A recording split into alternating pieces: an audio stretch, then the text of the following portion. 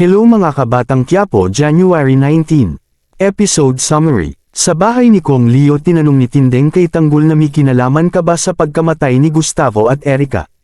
At sumagot si Tanggol na hindi po ako ang pumatay sa kanila, nagpunta po ako dun para patayin si Miguelito lang at akala ni Santino Amo ang pumatay sa mag-ina niya. Kaya okay lang kahit nabaril niya ako, at sumagot naman si Ramon na ako ang pumatay kay Gustavo kasi siya ang dahilan ng pagkamatay ng tatay ko. At sinabi ni Merits, bakit mo pinatay, alam mo naman ba tatay ko siya diba? At sinabi niya kay Tanggol, ano binaril ka ni Santino? Sa presinto naman ay dumating ang mga reporter at sinabi ni Rigor anong meron, at sumagot si Mando, gusto kasi nila mag-update sa pagkamatay ng mga Mondragon. At sinabi ni Rigor na alam ninyo naman na maraming kaaway ang mga Guerrero about sa politika, at sumagot ang isang reporter, tuta ka siguro ng mga Guerrero kasi lagi mo sila pinagtatanggol. At nagalit si Rigor at sinabi na kaya napaslang ang mga Mondragon dahil marami din silang kaaway. At sa kalye lugar na papunta sana si Punggay Kalatanggol at napapansin niya na may sumusunod sa kanya at si Victorino yun.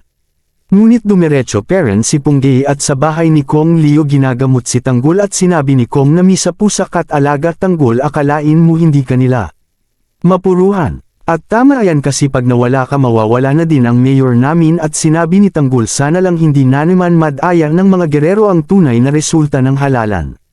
Nag-usap si Merits at Tanggol, sinabi ni Merits na ano ang plano ninyo, di ka pa malakas, at sinabi ni Kong Leo dito ka muna, at sinabi ni Tanggol, matulungan ninyo ako na sabihin kay Santino na hindi ako ang dahilan ng pagkamatay ng mag-ina niya, at sinabi ni Kong Leo na bukas may malaking rally.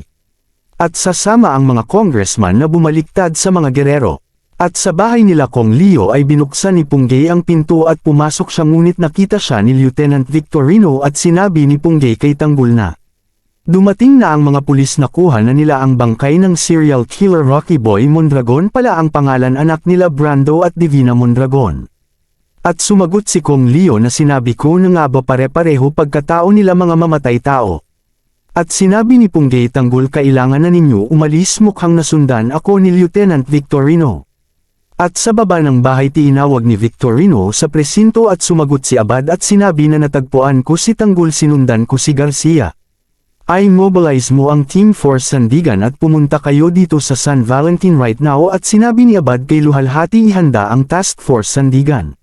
Reresponde tayo kay Lieutenant Victorino, yes sir.